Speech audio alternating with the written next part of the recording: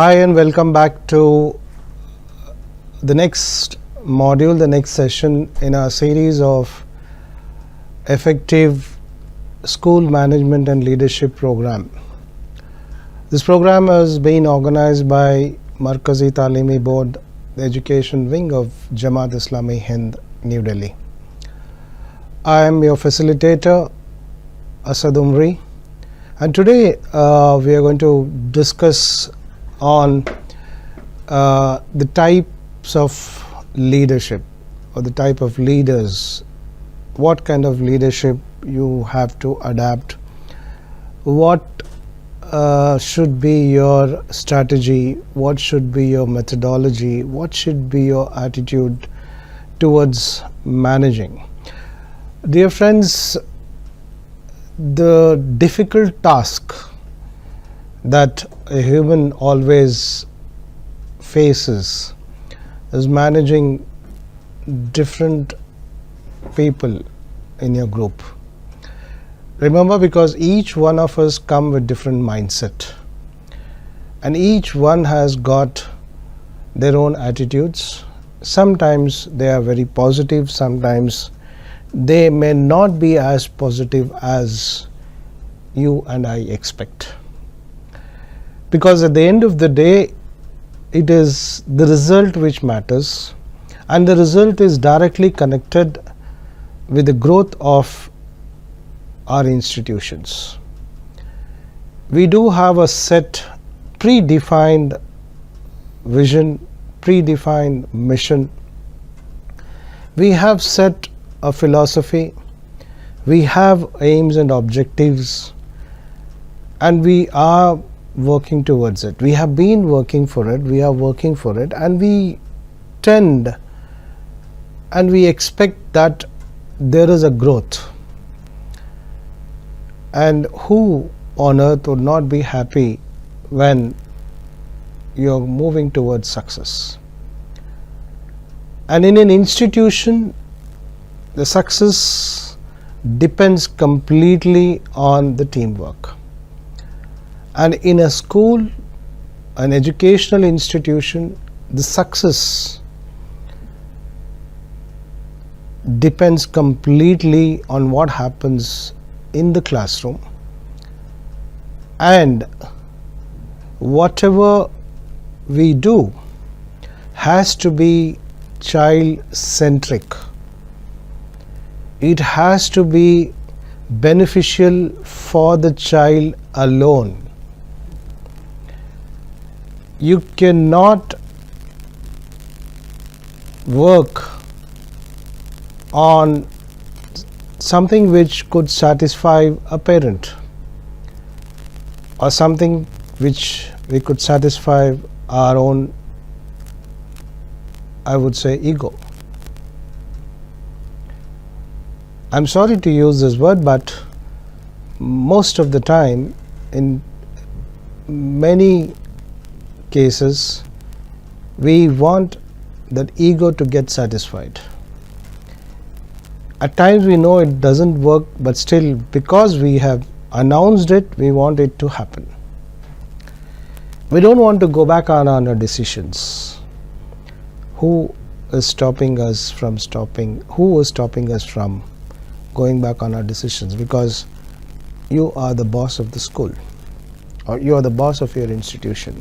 Now, I'm not saying you take a decision and you can go back on it or you cannot go back on it. Your decision has been taken, a decision which has been taken, you can revert the decision at any time, at any stage. But the only condition is here, one of the stakeholder in your institution, though they are young, the children, if it is not going to help the child, your decision has to be reverted.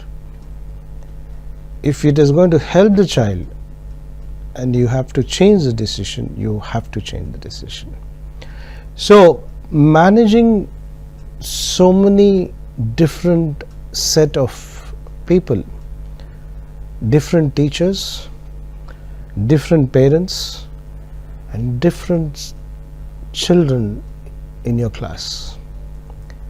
If you have 10 classes and if each class has got 24 students, you got 240 different students in the class in your school building, and you have almost double that number of parents, that is almost 480 parents who come to you with different mindsets. The mother and the father always do not come with the same mindset. The mother has got a different approach, the father has got a different approach, and to add on to that, there are at times the grandparents also interfere into what the child is going to do and what the child is going to learn. So keeping all this in mind, you as a leader, what kind of approach you have to maintain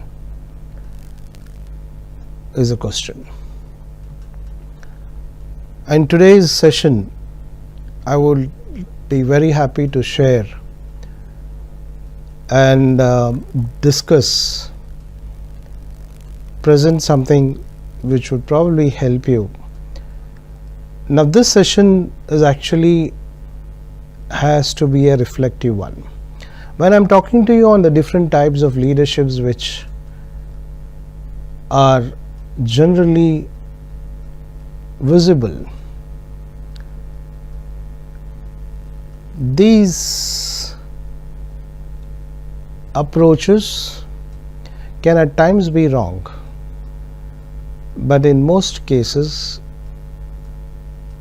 it matches to the kind of approach you are adapting in your school as a leader of the school. You are heading an organization as a president of the school, as a chairman of the school, as a manager of the school, as a principal of the school, as a secretary correspondent of the school. But at times, what kind of approach is good? Now here, I'm going to talk to you on the different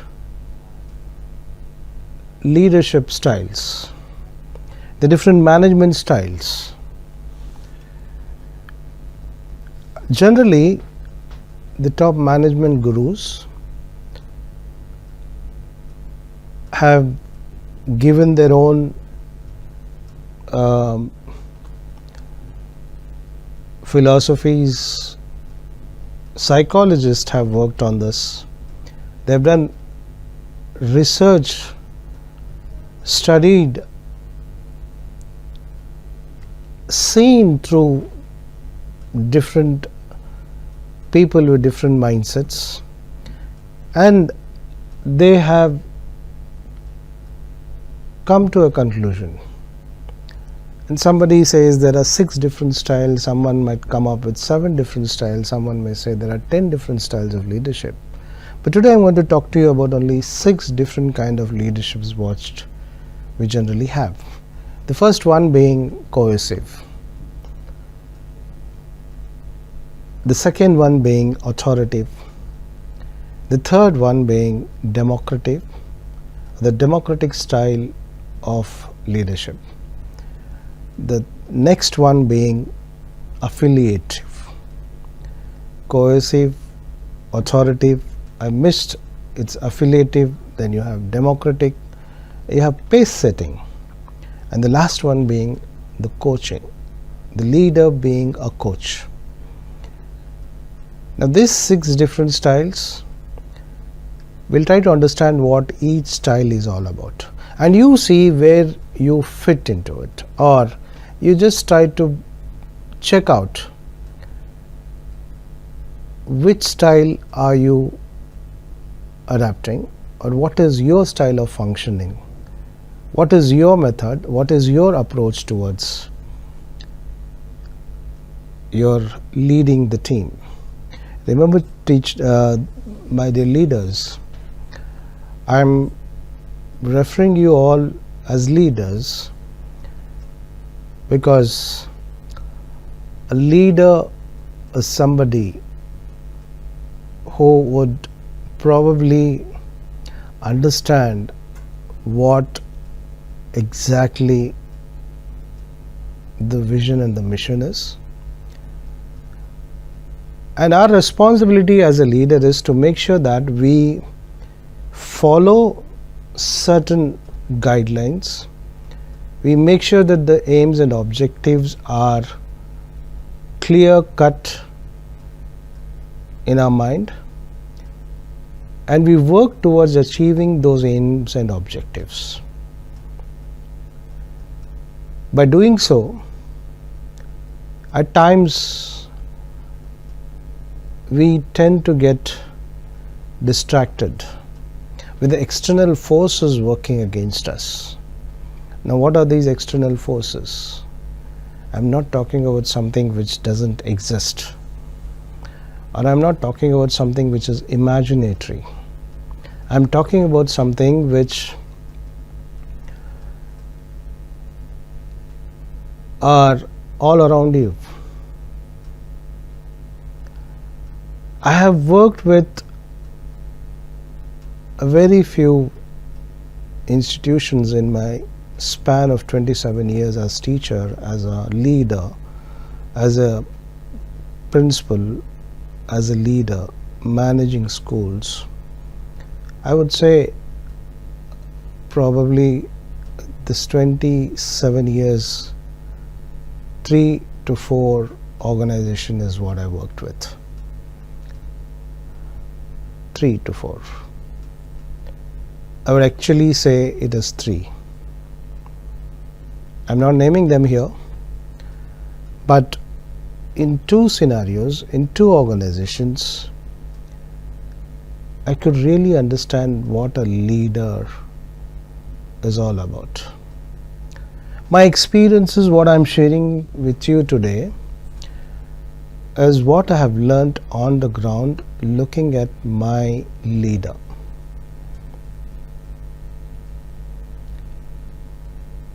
And those institutions are flourishing today in the country.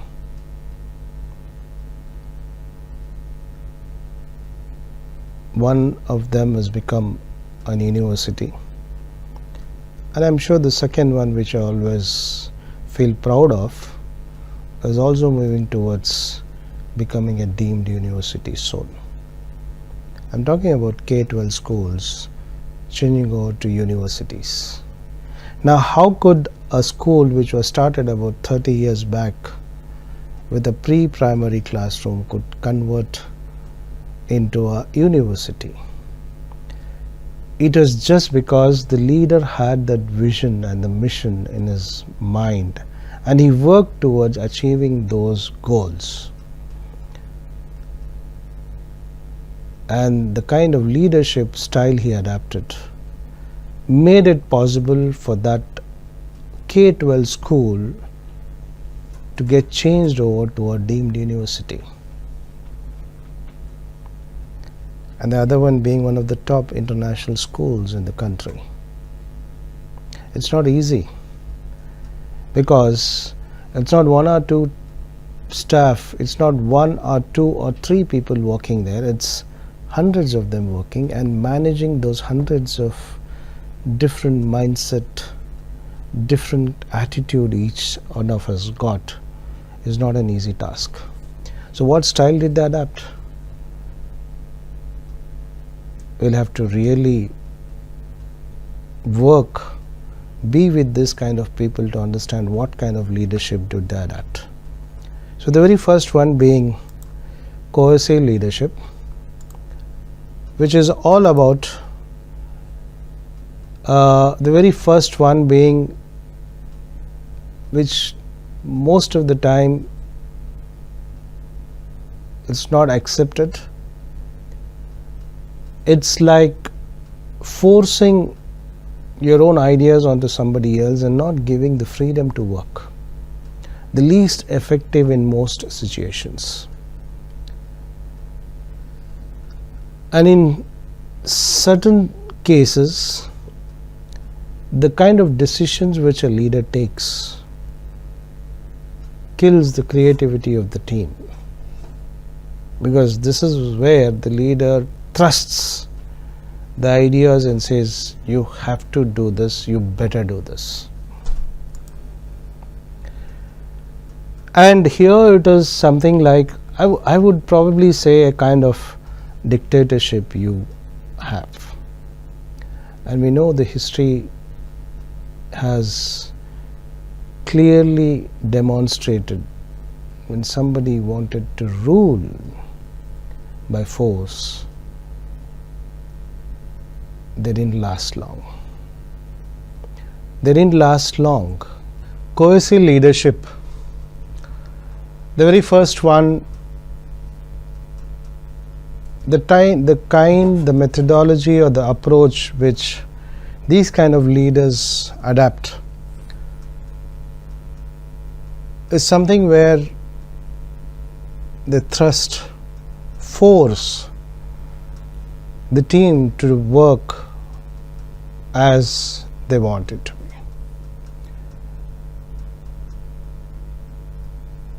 This kind of approach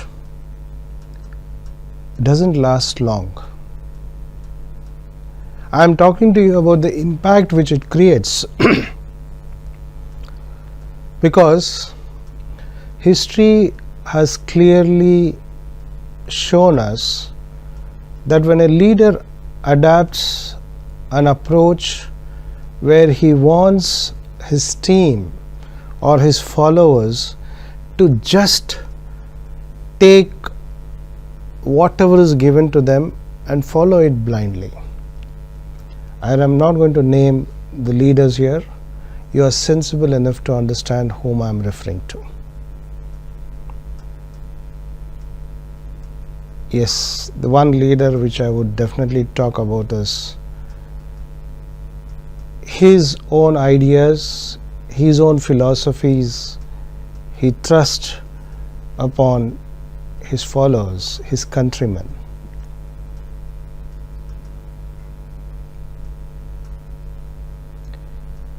He could mesmerize with his talk,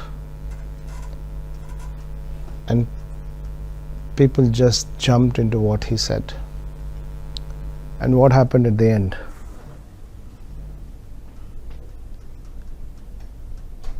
What happened at the end? There are debates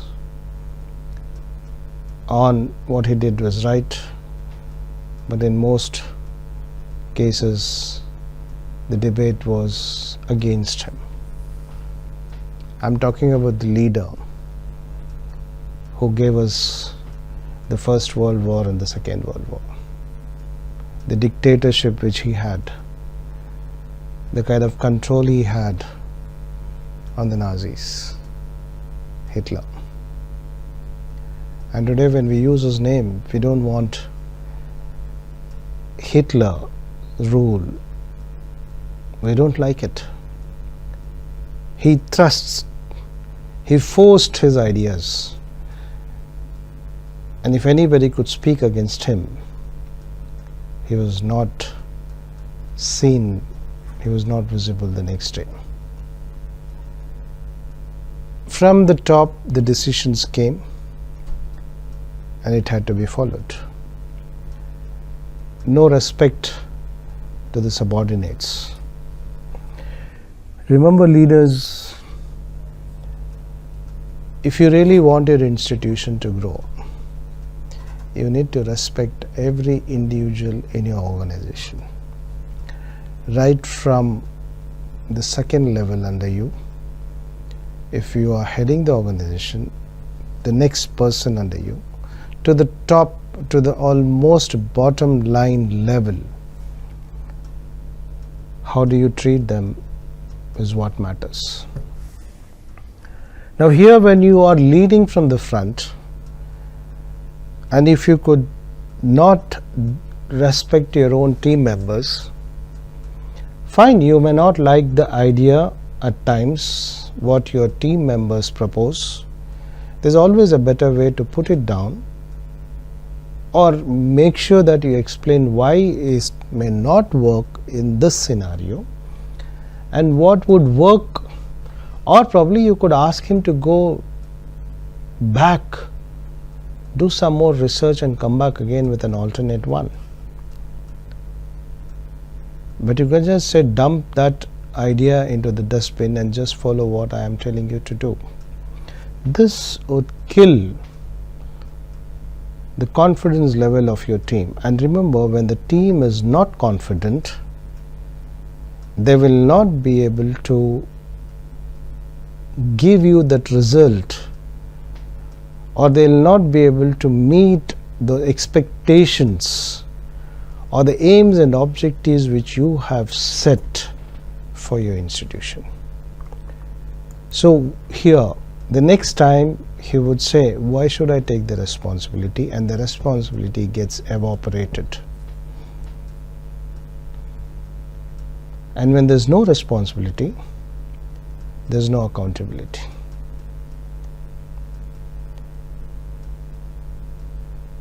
When there's no responsibility, there's no accountability.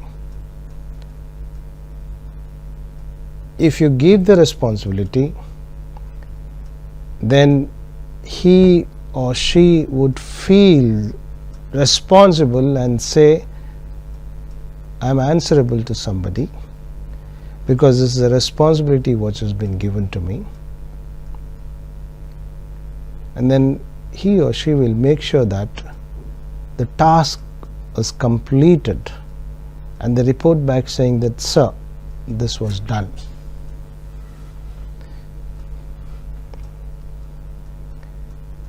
So these two things, the ownership, accountability, responsibility, all sync. There's no responsibility, no ownership comes. Why should I do? This is not my institution.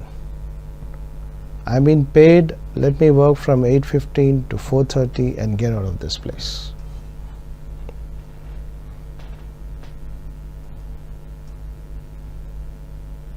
If this is what your team is doing, you're just pouring your money into drain. And fine, you may earn that money back, but you will not be able to give that 1 year back to your child. Remember, I said the leadership has to always be a child-centric leadership. Now, what is child-centric leadership? Completely different concept. You may not agree with me, but I would say that is what will give you what you want. In my first module, I had asked you a very simple question. Why did you start your organization? What was the reason behind starting a school which you own today? Or what is the reason behind you being the responsible person that in that institution, as a principal, as a manager, as a bursar, or as an administrator? The designations may change, but you are the top level managerial personality in the organization.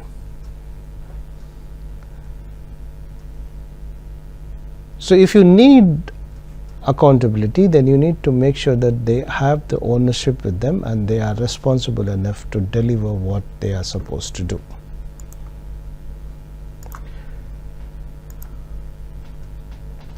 This style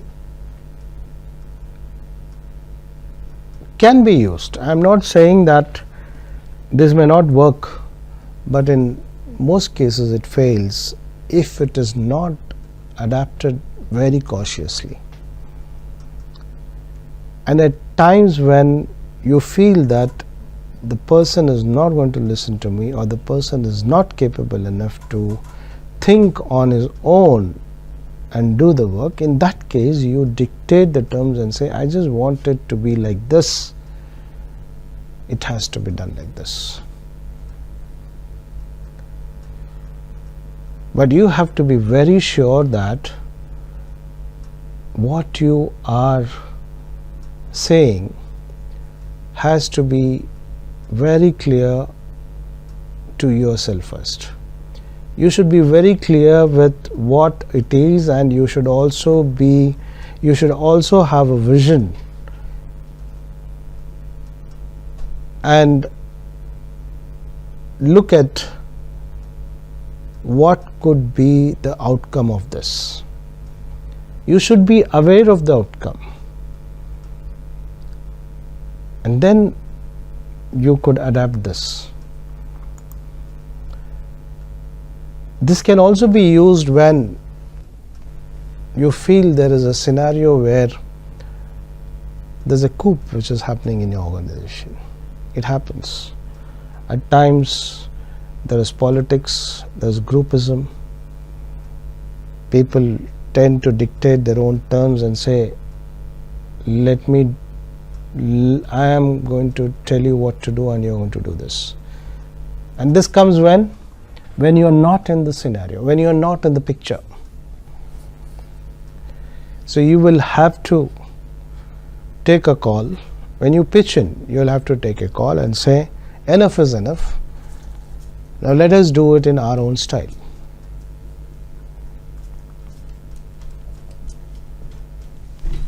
cut कर लेते हैं क्या?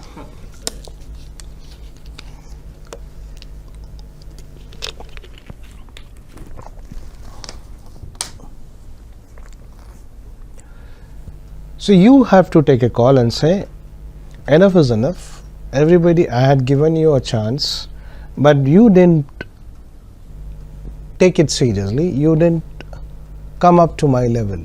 You didn't come up to my expectation. So, sorry boss, I'm taking over and you're going to do what I say. And that is when you become a dictator in your school. This is one kind. The second kind of approach can be an authoritative approach.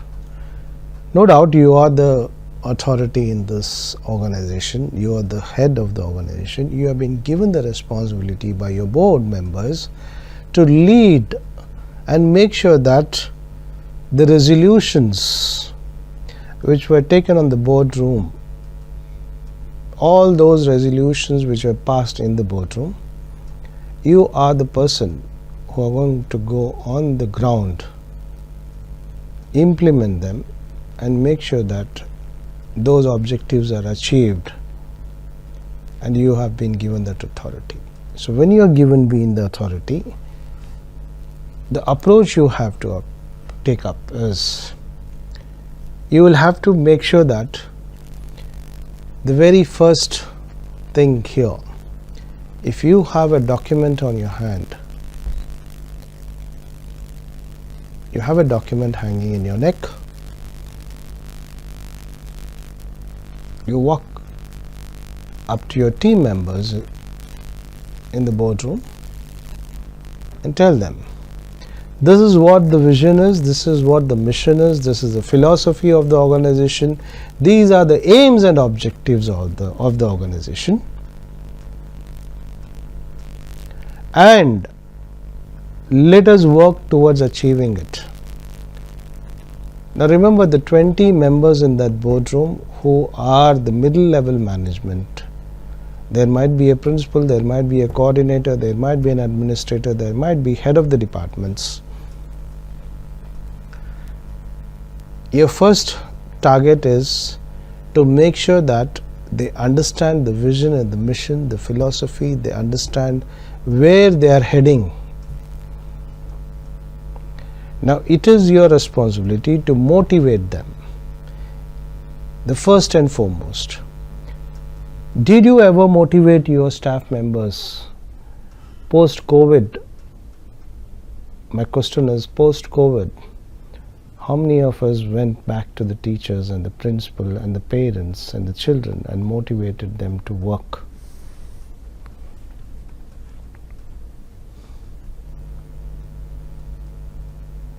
There was a session which I did on learning gaps. If you could go back and refer to that session, I spoke about what kind of difficulties the schools are facing when the children came back from the COVID. It depends on how you motivate. If you are an authoritative leader, it is your responsibility, it is my responsibility as an authoritative leader that I motivate my team members. And to what extent? I bring them on par and make them understandable to the vision and the mission what I have set, or what my team members have set in the boardroom. And what does an authority leader do? So after you motivate, you give them some time frame. Say, okay, let's now go back to your team members, train them, let them get into the classroom. After a month, let us do an analysis, let us do an audit and see what is happening in the classroom. Now when you get the results, an authority leader comes back with a feedback. This is where you go wrong. This is where you have gone wrong. This is where you have gone wrong. So authoritative leader is somebody who would give a feedback in an appropriate manner. Now giving a feedback is, you call a teacher or a principal or the manager or the bursar or your chief administrator into your cabin and say, I had told you to do this, I motivated you to do this, I trained you to do this and you have not done, please get out of my school. You have not done your job properly. Now say, what have I done? Can you please tell me what is that which went wrong? If you are not specific in giving your feedback, how do you expect the person to correct himself? It's just like most of the time the teachers do this. Your child is not good in mathematics. Now mathematics is what? Arithmetic, algebra, trigonometry, geometry, and again in arithmetic is it decimal, it is fractions, it is numbers, addition, subtraction, multiplication. What is it?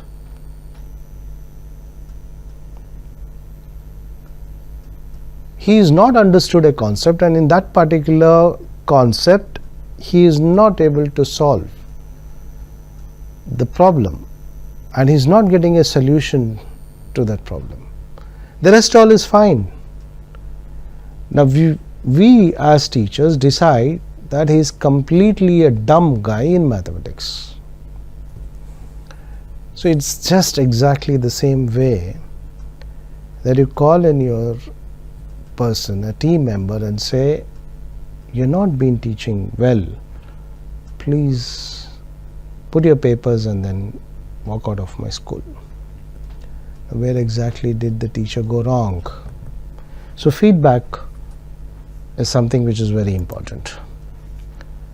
The standards which you set has to be clear. What does success mean to you?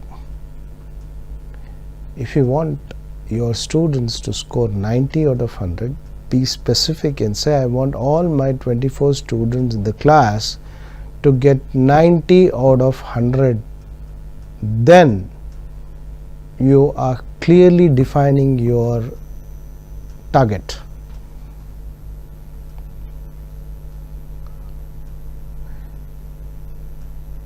Now, a school where I manage, my targets are very clear. We run this institution in a place where people, the parents, children, the schools, the other schools, the managements, everybody are completely, I would say, mesmerized with the numbers. 9.9 GPA is a number. 10 out of 10 GPA is a number. They don't see anything else. Nothing is visible to them. And every meeting I conduct, I'm very clear. I say I'm not looking at the marks. Yes, teachers are at times in a shock. Sir, how could you do this? How could you say this? Now, what do you do when your student scores 10 out of 10 and then he is loitering around on the street, getting involved into all sorts of antisocial elements? Does it really help? So my target is, my aim and objective is, my clear-cut set priority is, I want my students to get the top values inculcated into them. That is the first thing which I want. Then the rest comes easily. You don't have to really worry about it. So be very clear and specific with what exactly you want and what success means to you. You want that 100 meters race to get completed in 30 seconds. Specifically, you tell them 30 seconds I'm giving you, and you have to clear the finishing line. Imagine you just put all the 10 students on the track and say you just run. Each one will take their own time. Yes, they would clear the finishing line, but is that the success for you? Or you would say, I want everybody to finish in 30 seconds. 100 meters, 30 seconds. 100 meters, 40 seconds. 100 meters, 50 seconds. Clear-cut definition. Clear-cut approach. You got 10 chapters to complete, and in 10 chapters you got 10 months to finish it off. You're conducting a test. I want the child to be capable enough to comprehend and then complete the paper. I'm least bothered whether the child is making a spelling mistake. I'm not bothered. In the first phase, I want the child to comprehend the paragraph what you have given.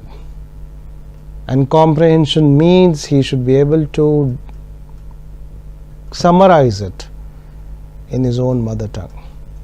This is my definition for success in that particular class, if you are teaching English in that particular class. So be very clear on the standards you set, and the success is what kind of success.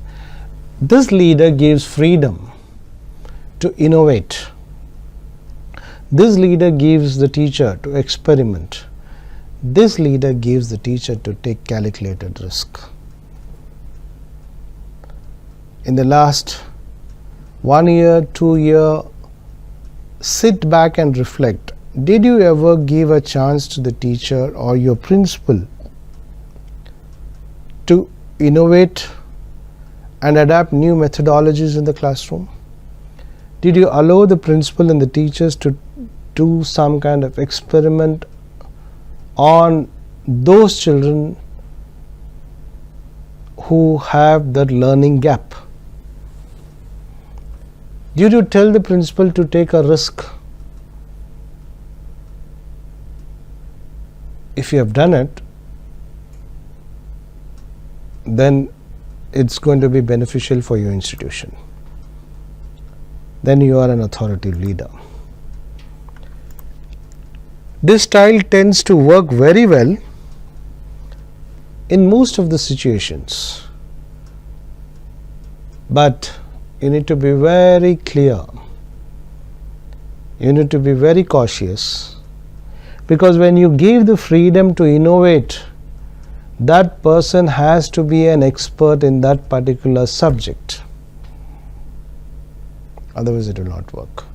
Because you are just giving them that authority, you are just giving that person a freedom to go and innovate and experiment and take that calculated risk.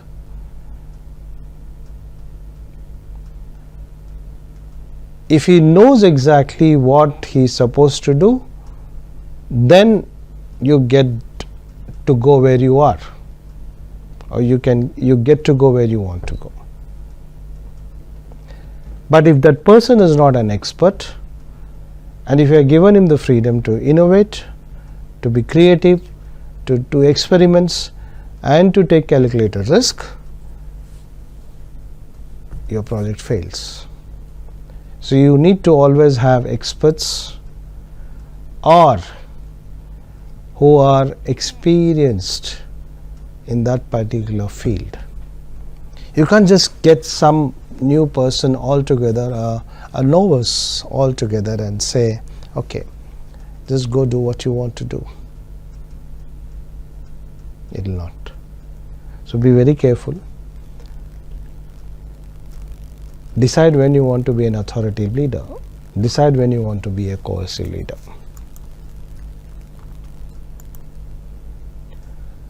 It also, when you are moving up to the third one, the affirmative, the affiliative leader. This leader always wants everybody to be happy.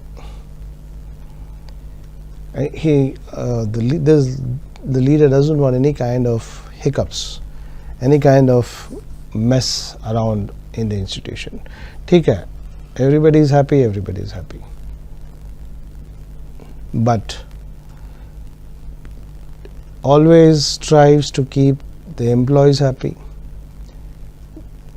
the stakeholders happy, and he tends to create a very strong bonding with this kind of leadership. Yes, it increases loyalty, no doubt. When you agree to everything, everybody is happy and they say, ऐसे sir रहे हैं तो बहुत अच्छा है. Because he's not screaming, he's not thrusting his ideas on, he's not giving the freedom, he's not allowing you to take experiments. I don't want to do any experiment, I don't want to be innovative, I don't want to take any calculated risk. जैसे हैं वैसे we are fine. If that is the case, definitely the loyalty increases. It gives the people the freedom to do their job they think is most effective. So what happens is, आप खुश रहो sir, आपको जो करना है करो. And then what would I do? I'm happy. I'm allowed to do what I want. And what I would do?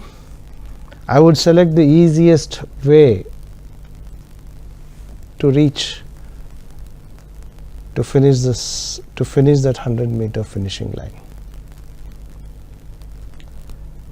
But does that give you what you want is a question mark.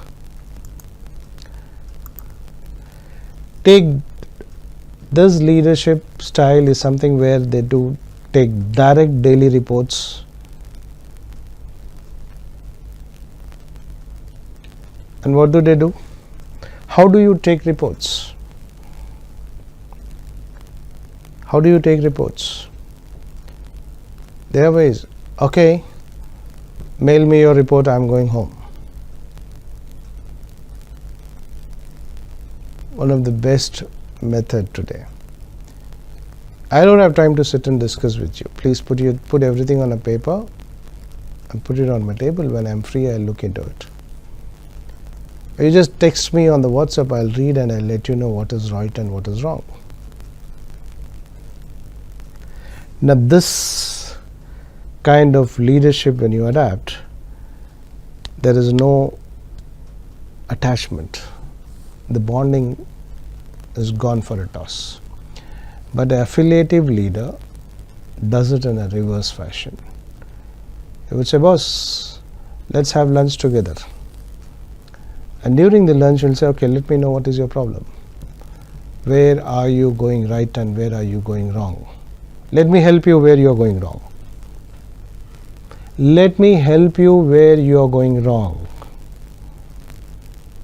This is a sentence which the leader would put it across. Now the person who is giving you a report would feel very happy to share all those things which he feels have to be shared to find a solution to the problem he's got. So how many times have you had lunch with your staff members, with your team members, and try to get to know what is happening inside the classroom. Recently, I haven't done it. I would probably start in a day or two when I finish this recordings of my classes. I decided to have, normally it's me alone who have lunch, or at times it is the heads who are there with me who would sit down and have lunch. I said, let's give this an opportunity, take it as an opportunity and say lunch with the boss. And that can be the teacher, that can be the student also. Now on the table, you discuss and you get to know what is happening inside your institution. You're taking a report, but you're indirectly talking to them about their own problems, and you're directly getting involved into your own problems. Take out the time to celebrate when your team has done something really good. Call them, appreciate them, give them a drop, an appreciation drop, a certificate. Fantastic job. I would say you need to adapt this. If you could do this regularly, every day, you could see the whole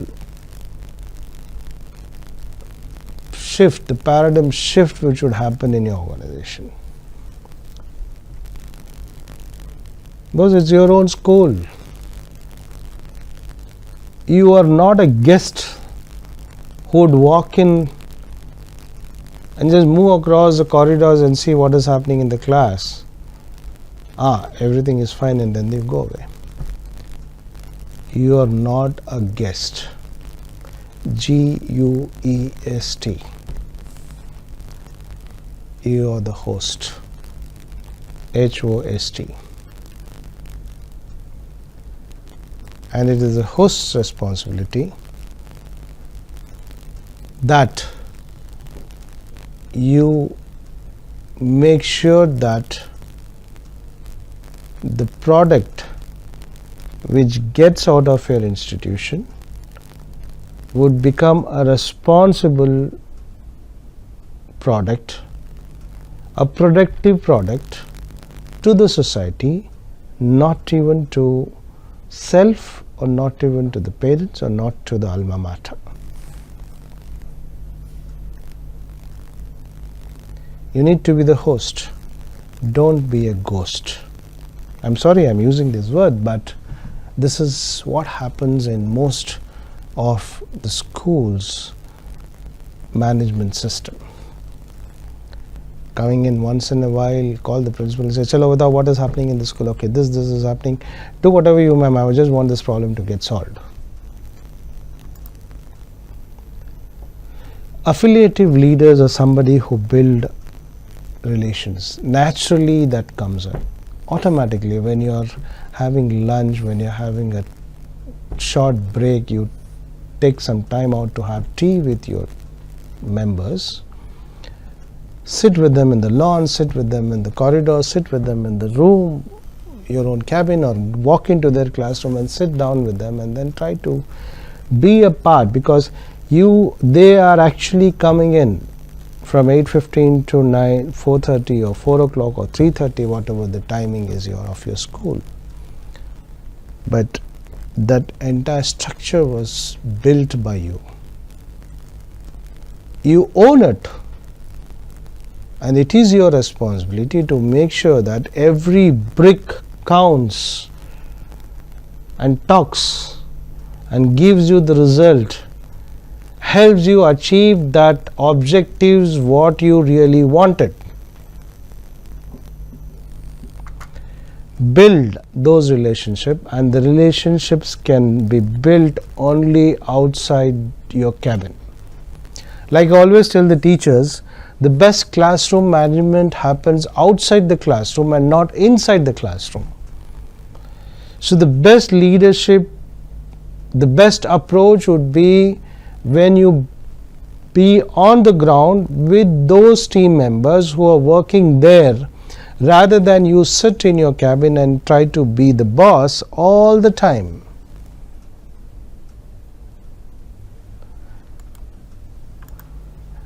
This style is effective in many situations. Particularly, it helps you build harmony. It increases the morale of your team members. It improves the communication, and it repairs that broken relationship. The trust which has gone will bring back when you are on the ground. Imagine you are there.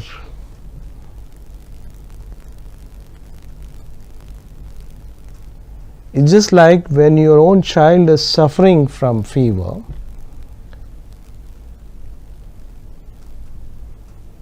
You cannot sit in the office and say, give the child this tablet, this medicine, you do this every half an hour, you do that every half an hour. Rather than that, you run up and then sit down next to that child, and how you take care of the child. You are there in that particular situation till that problem gets solved. If you are doing it, what happens when the child recovers? What happens when your father recovers?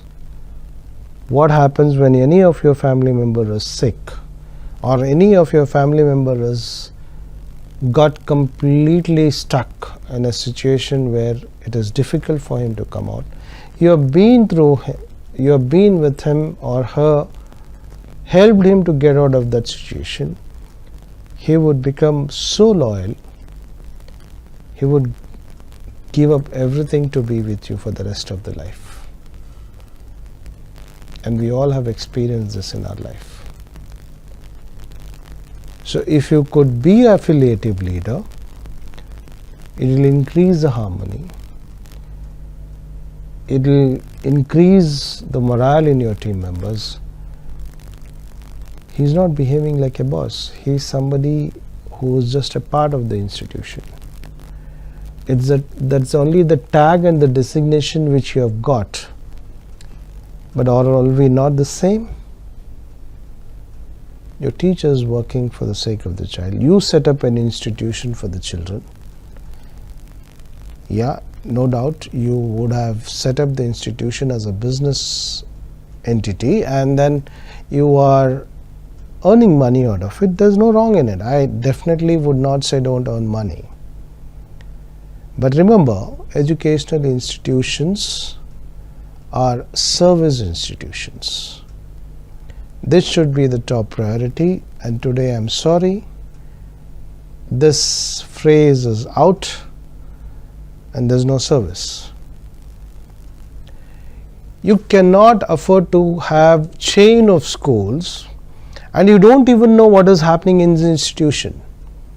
You don't even know what the principal is doing there, because you are not interacting with them. You are just taking the report sitting in the head office, in the corporate office, and expect the principal to send you a mail of what will he do? He will just say everything is fine. Grade 1 was this, grade 2 did this, grade 3 did this, these are the results, this is what is happening. But did you walk into the classroom? Did you walk into the corridor? Did you check what is happening in the school? If you have not, then you cannot be an affiliate. You are not getting affiliated.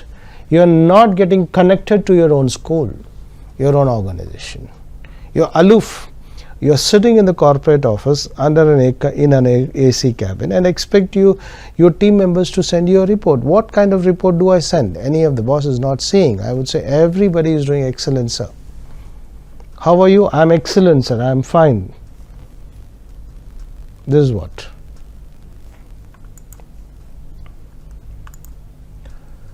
Because of this focus, at times this may fail. Now you really need to be very careful. If you start appreciating, there is a chance that I tend to get carried away and say anything I do, sir is appreciating. So I tend to become little lethargic, and that little lethargic style of mine in the classroom may end up I being overconfident, and when I get overconfidence in myself, obviously I would definitely lose my track. And losing a track means I am not achieving the objectives which I am supposed to achieve. And what are my objectives? My students in the classroom have to be the productive citizens of the society tomorrow. This should be the phrase for every management. Is your student being able to be a productive doctor who is able to cure, treat the worst come worst situations, or is he looking at only earning money? I may be very traditional in my talk, because nowadays it is more of corporate style of functioning. But that corporate style of functioning works at a different level, in a different scenario, but it would not work in an institution where you are grooming the future citizens for your own country. Affiliative leaders rarely offer constructive advice on how to improve. Employees must figure out how to do it on their own. Now, as I said, you may give them the opportunity to be innovative, you may give them the opportunity to take calculated risk.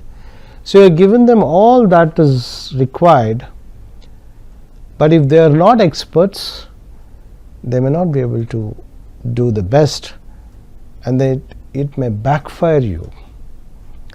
That is why